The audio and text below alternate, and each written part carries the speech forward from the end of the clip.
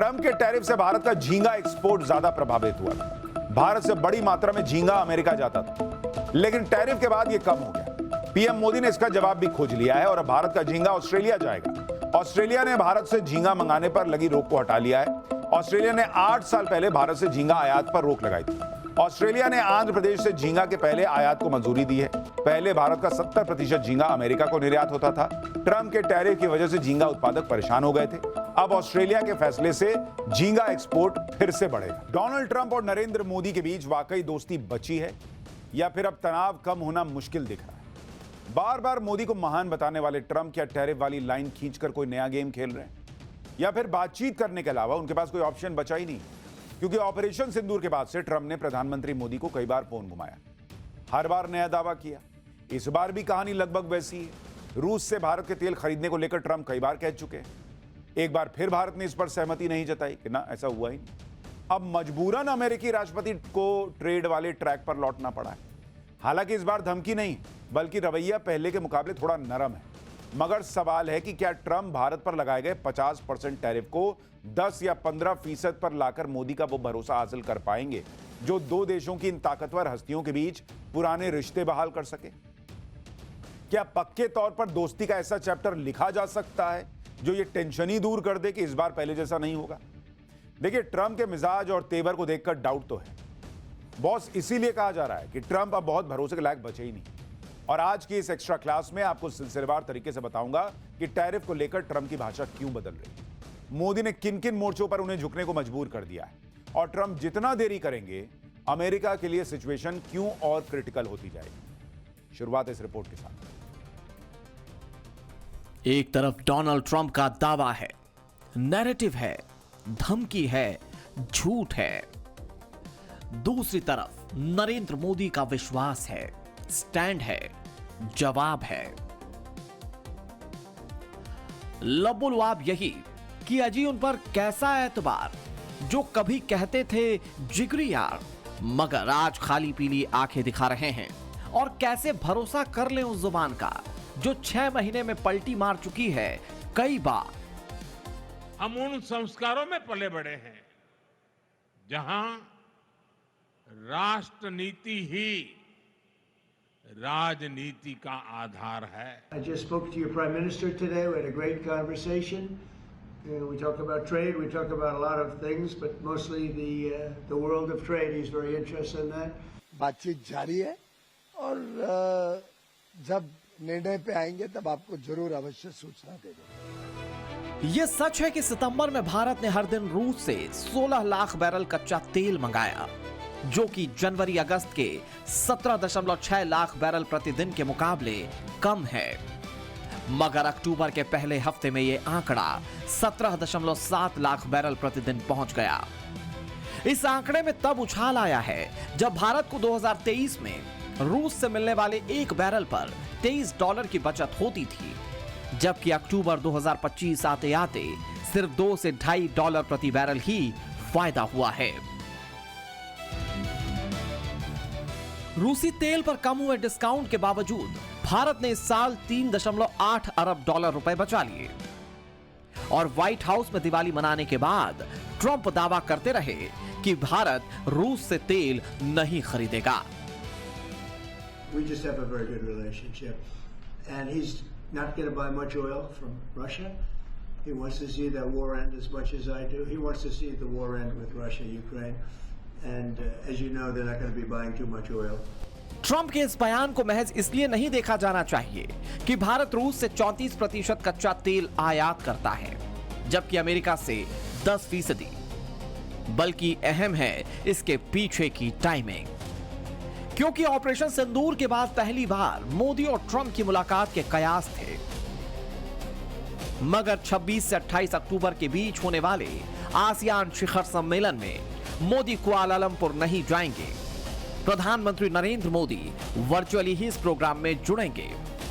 भारत ने मलेशिया को जानकारी दी है कि विदेश मंत्री एस जयशंकर आसियान बैठक में भारत का प्रतिनिधित्व करेंगे। प्रधानमंत्री नरेंद्र मोदी और अमेरिकी राष्ट्रपति डोनाल्ड ट्रंप की मुलाकात की उम्मीदें हाल फिलहाल में बिल्कुल ही खत्म हो गई, क्योंकि आसियान समिट के बाद नवंबर में जोहानिसबर्ग में G20 समिट होना है, वहां ट्रंप पहले ही कह चुके कि मैं नहीं आऊंगा। क्वाड देशों का अगला शिखर सम्मेलन अभी तय ही नहीं है।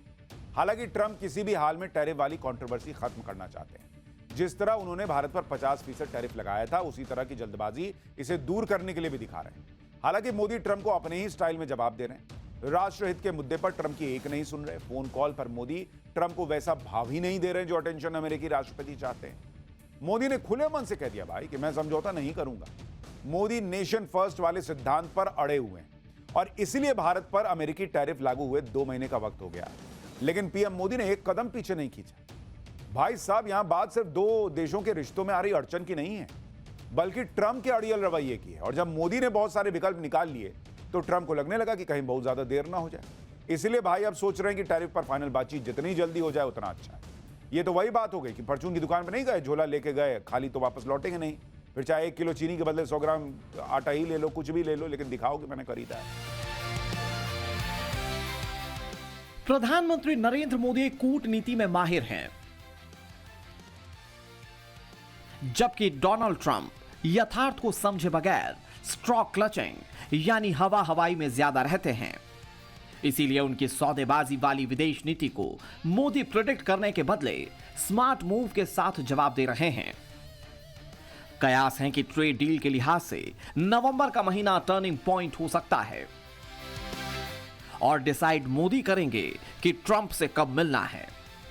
एक्सपर्ट्स भी यही मानते हैं कि पीएम नरेंद्र मोदी ट्रंप से तभी मिलना चाहेंगे जब डोनाल्ड ट्रंप के एग्रीमेंट से मुकरने के चांस ना हो। And we are talking to the United States, of course, but we don't do deals in a hurry, and we don't do deals with deadlines or with a gun on our. India looks long term. India never takes decisions in a rush or on the pressure of the moment. And we've accepted if there's a tariff on us, there is a tariff on us. We are looking how to overcome that. We are looking at newer markets. We are looking at a stronger demand impetus within the Indian economy. So we have a very resilient structure. अमेरिकी reports दावा कर रही हैं कि Trump tariff पर U turn लेने का मन बना चुके हैं। हालांकि ट्रेड डील से पहले कुछ मुद्दों पर मंथन का लंबा दौर चला। भारत अमेरिका से गैर जीएम मक्के का आयात बढ़ा सकता है। हालांकि इस पर इंपोर्ट चार्ज 15% ही रहेगा। भारत ऐसा इसलिए करेगा क्योंकि पोल्ट्री फीड, डेयरी और इथेनॉल सेक्टर में घरेलू मांग बढ़ रही है। अमेरिका से आने वाली हाई एंड मोटरसाइकिल और मेडिकल डिवाइसेस में भी थोड़ी छूट दी जा सकती है और इसके बदले भारत से अमेरिका भेजे जाने वाले कपड़े, ज्वेलरी, हैंडीक्राफ्ट्स और कुछ इंजीनियरिंग सामानों को बड़ी राहत मिलेगी। यानी एक तरह से कहें तो ट्रंप के लिए मोदी के आगे सरेंडर वाली सिचुएशन है। ऐसा इसलिए हो रहा है क्योंकि भारत ने कई विकल्प तलाश रखे हैं। जैसे ब्रिटेन के साथ ट्रेड डील लगभग तय है, यूरोप में कई देशों के साथ ट्रेड डील हो गई है, यूएई के साथ 3 बड़े समझौतों पर हस्ताक्षर हो चुके हैं और ऑस्ट्रेलिया के साथ झींगा के व्यापार के दरवाजे खुल गए हैं। ट्रंप के टैरिफ से भारत का झींगा एक्सपोर्ट ज्यादा प्रभावित हुआ था। भारत से बड़ी मात्रा में झींगा अमेरिका जाता था, लेकिन टैरिफ के बाद यह कम हो गया। पीएम मोदी ने इसका जवाब भी खोज लिया है और अब भारत का झींगा ऑस्ट्रेलिया जाएगा। ऑस्ट्रेलिया ने भारत से झींगा मंगाने पर लगी रोक को हटा लिया है। ऑस्ट्रेलिया ने 8 साल पहले भारत से झींगा आयात पर रोक लगाई थी। ऑस्ट्रेलिया ने आंध्र प्रदेश से झींगा के पहले आयात को मंजूरी दी है। भारत में सबसे ज्यादा झींगा निर्यात आंध्र प्रदेश से होता है। भारत के कुल झींगा निर्यात का 80% आंध्र प्रदेश से जाता है। पहले भारत का 70% झींगा अमेरिका को निर्यात होता था। ट्रंप के टैरिफ की वजह से झींगा उत्पादक परेशान हो गए थे। अब ऑस्ट्रेलिया के फैसले से झींगा एक्सपोर्ट फिर से बढ़ेगा। यानी ट्रंप झींगा को रोक रहे थे, नरेंद्र मोदी ने वो फैसला किया कि झींगा बेचने वालों के लिए लाइव झींगा लाला हो गई। हमने आपको पाठशाला में झींगा एक्सपोर्ट के बारे में पहले बताया था कि टैरिफ की वजह से भारत का झींगा एक्सपोर्ट प्रभावित होगा और पीएम मोदी सॉल्यूशन खोज रहे हैं और आज देखिए वही बात साबित हुई। प्रधानमंत्री नरेंद्र मोदी का जोर ट्रंप के साथ रिश्तों को बनाए रखने पर भी है, मगर ट्रंप जिस तरह से डील करना चाहते हैं मोदी को वो बिल्कुल पसंद नहीं और इसीलिए ट्रंप नींद से जागते हैं, मगर देरी के साथ। H-1B वीजा को लेकर यही हुआ। जब डोनाल्ड ट्रंप ने 1 महीने बाद यू टर्न ले लिया। हालांकि रूसी तेल को लेकर अमेरिका ने ऐसा डिसीजन लिया है जो बताता है कि ट्रंप मतलब की यारी के लिए मोदी से हाथ मिलाने की तमन्ना रखते हैं। अमेरिका ने रूस की 2 कंपनियों पर बैन लगा दिया है। जिन कंपनियों पर बैन लगाया गया वो तेल के कारोबार से जुड़ी हैं और इनसे भारत अपनी जरूरतों के हिसाब से तेल खरीदता है। एक तरफ ट्रेड डील और दूसरी तरफ बैन वाला दांव। ट्रंप की सीरियसनेस पर प्रश्नवाचक चिन्ह लगाता है। इसीलिए भारत कह रहा है कि टैरिफ को लेकर बातचीत जारी है। इंतजार कीजिए, सॉल्यूशन नहीं होने तक कुछ भी क्लियर नहीं माना जाएगा। सौहार्दपूर्ण वातावरण में बातचीत चल रही है और मैंने पहले कई बार कहा है कि कभी कोई डेडलाइन के आधार पर फ्री ट्रेड एग्रीमेंट या ट्रेड नेगोशिएशंस नहीं होती है।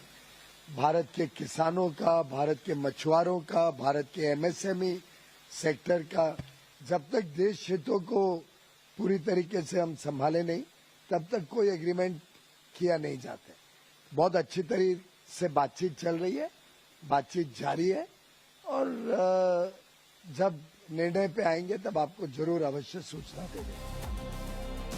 Donald Trump make America great again की बात करते हैं, मगर दिमाग कारोबारी वाला चलाते हैं। जहां ज्यादा नफा नुकसान नजर आता है वहां मोल भाव करने लग जाते हैं और यही मोल भाव भारत के साथ करने को तैयार है। प्रेशर ट्रंप पर इसलिए भी ज्यादा है क्योंकि बेहतर बारिश की वजह से भारत में दाल का प्रोडक्शन बढ़ने वाला है, जो कि नरेंद्र मोदी की नेगोशिएटिंग वैल्यू के लिहाज से प्लस पॉइंट है। भारत को पहले के मुकाबले अमेरिका से दालें कम मंगानी पड़ेंगी। इस साल हिंदुस्तान में दिवाली पर 6 लाख करोड़ से ज्यादा का बिजनेस हुआ। पिछले साल दिवाली पर कारोबार का आंकड़ा था 4,25,000 करोड़। एक तो जीएसटी कट की वजह से मार्केट में बूस्टर डोज मिली। 87% ग्राहकों ने स्वदेशी उत्पादों को चुना और फिर 8 साल बाद भारत में रिटेल महंगाई 1.5% के लेवल पर है, जो कि बहुत अच्छे संकेत हैं। वहीं अमेरिका पर महंगाई का दबाव बढ़ गया है। अगर डोनाल्ड ट्रंप ने भारत के साथ जल्द डील साइन नहीं की तो 25 दिन से 7.5 लाख सरकारी कर्मचारियों को सैलरी नहीं दे पाने वाले अमेरिका में चीजें सुलझने की बजाय उलझती जाएंगी। मोदी को घेरने चले ट्रंप के खिलाफ ही अमेरिकी सड़कों पर उतर आए हैं।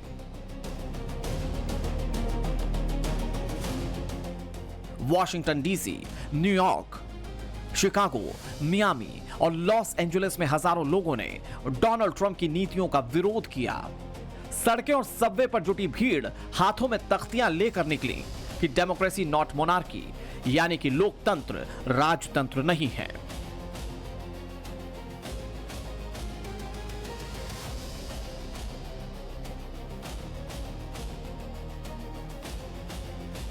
ट्रंप के आलोचक उनके दूसरे कार्यकाल में लिए गए कुछ फैसलों को न सिर्फ लोकतंत्र के लिए खतरा मान रहे हैं बल्कि असंवैधानिक बता रहे हैं।